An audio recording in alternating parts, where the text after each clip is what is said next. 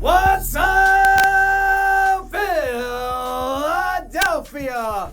Broadcasting from the beautiful new media studios right outside of Philadelphia. Welcome to 4th and Jawn, episode number 12, a.k.a. just like the 4th and Jawn tailgate, the Eagles are undefeated in the city of Philadelphia.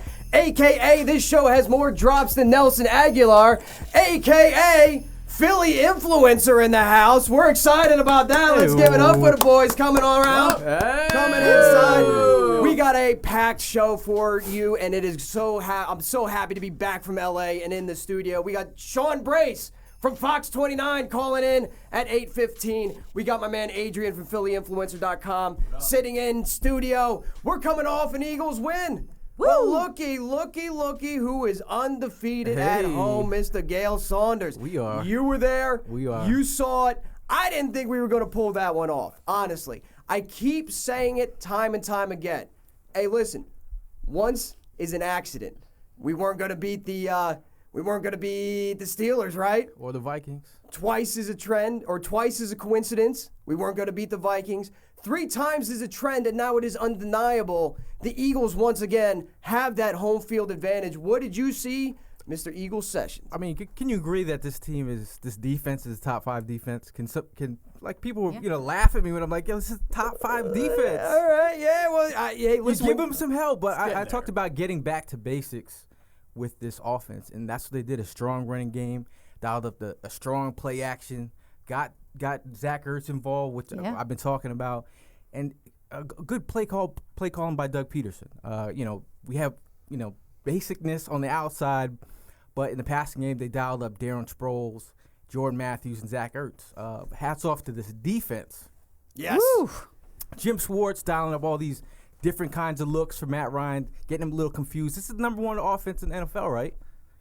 Held him to 15 points. Held him to 15 points. The return of Benny Logan's groin, amazing. I mean, he's thank God for Benny Logan's groin. Love that groin. That groin holds the season in place, fellas. I'm talking about it for real. I mean, this defensive line is a good defensive line, but I think Benny Logan is that certain spice that makes everything nice. The back end, Malcolm Jenkins was phenomenal.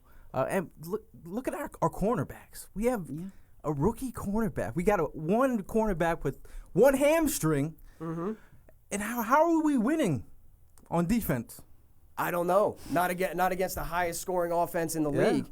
I mean, Matt Ryan was shut down. And listen, you touched on it, and I wanted to briefly say something on it as far as the play calling goes. And I think you'll agree, Gail, that in the beginning, right, that first drive, the way that was scripted, was perfect. Perfect. Because that was play calling with a purpose. Not only was the play call that you were immediately in meant to gain you yards on that down, but it was also setting something up down the road.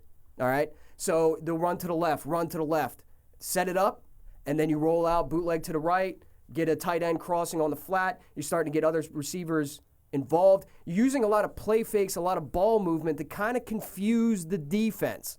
All right? He got away from it a little later in the game. He did. And I almost wonder, I go back to Andy, and I hate to bring up Andy. But you remember back in the Andy Reid days, okay, where he would start out with a game plan, and he would stick to that game plan. And let's say it was Westbrook, or let's say it was Shady, and he was running the ball, and it was working. And then all of a sudden he would totally flip the script and go away from it, almost in anticipation, well, the defense is going to get wise to it. I'm going to switch it up now. Listen, that's what I felt. Credit to Doug. He stuck with it, although he wasn't doing the play action fakes and anything. How many yards did they rack up on the ground? They had over 200 yards. Yeah, right. 208. You stuck to the game plan. You basically took your wide receivers, which basic is a good word for it because they are basic.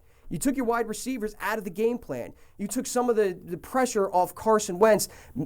Listen, in the Giants game, I almost felt like he was trying to do too much too early. Yeah, Don't do that to a rookie. You got to protect a rookie and limit his make him limit his mistakes. And you put him in a position to win. I thought that was the best thing. You had a running game. You had the passing game that falls right into the strength of Carson Wentz. Using his mobility, getting outside the pocket, and he had like 70% completion percentage this week. I mean, that was great. If you take away those drops, take away those he's drops. like 75%. Unfortunately, you cannot take away the drops, and we will certainly get into more of that a little later. Nelson. But now I want to pass it off to my man, Philly Mike, handling our social media for today. Philly Mike, how you doing? Oh, I'm sorry, Nurse Philly Mike is back. Is on call right now. Somebody was missing from the tailgate. I had to take care of some business. Sponge okay. bath. Oh yeah, I bet you can relate. Yeah, I bet you can relate to that, right? From last week. I was attending business, but best believe Jackie knows that if, listen, you're going to be sitting on the couch, you better call your mother or something like that, because Daddy's going to be at the 4th and Jawn tailgate, which, by the way, shout out to Sean Brace, made Fox 29 today. Oh, we made it to Fox 29 News. That's pretty good. And once again, he'll be calling in at 8:15. Mike, excited about the win? It was a huge win, but I'm disappointed in our boy, I guess I'll be saying Sarah boy, Nelson frickin' Aguilar. I can't even frickin' pronounce it right. Damn, but you know what? I'm saying it right now. Now. Free Paul Turner. What do we have to lose at this rate? To be honest with me, do we have anything to lose at this rate? He's to gain. What's that? He would be a gain for us. Paul Turner. Maybe. Paul Turner stands will not go I away. can't believe we're starting off the show with a Nelson Aguilar versus I've been saying Paul it Turner. since day. Turner, really? Watch. When it happens, you're going to be on the Turner wagon. Well, that sultry, sexy voice that you hear is the Jezebel sitting across from me. Hello, Philadelphia. Jezebel. What's up, guys? I'm so excited to be here today on a good note. I mean, I was at the game. I know. I was at the game on Sunday. It was freaking amazing. I mean, we needed that so badly. The boys played well, and I know you guys all heard me get into it with E-Rock last week. I knew we were going to win. This is just what our team does. There's no consistency here. We beat the teams that we're not supposed to beat, and then we can't beat the team that we are supposed to beat. We can't finish strong. Our pullout game has been strong, but Ziz, I'm so glad you brought that up. I had to. That hey, listen, I told you so. Because a little later, after we get off the phone with Sean Brace, all right, we're gonna break down the playoff scenario because playoffs because we are rolling into week 11.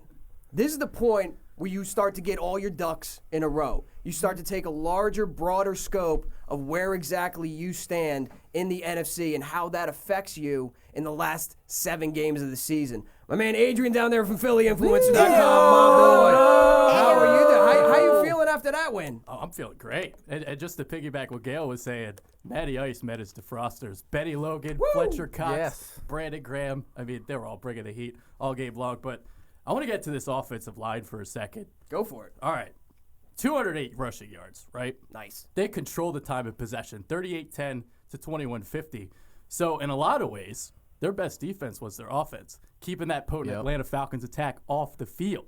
So Matty Iceman, I mean, Julio Jones is basically his only target. They took everyone else away. We contained him so well. Yeah. If I know the stats correctly. All right, so Julio averages 7 yards after the catch on every reception. We held him to 3.8. That's pretty good. Nice. Bracketed Throw him, up your different finger, coverages. Jalen Mills. Throw up your finger. Oh, there you go. No, Tumbo wag. no, We figure don't wagon. give him enough credit, Jalen Mills. So, yeah, this is the first time I really saw the Chiefs from last season when they were second in the league in time of possession, keeping the ball away from the opposition.